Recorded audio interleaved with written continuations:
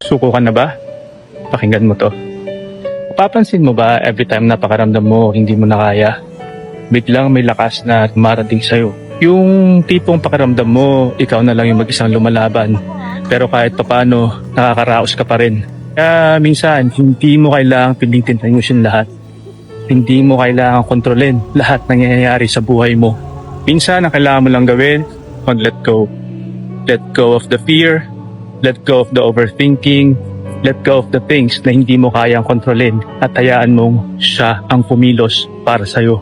Just let go and let God. Kasi minsan kapag natutunan mo na mag-let go, doon na mag-uumpisa ang kumilos si God sa buhay mo. At doon ka na lang magugulat kung gaano kaganda yung mga bagay na kaya niyang gawin sa buhay mo.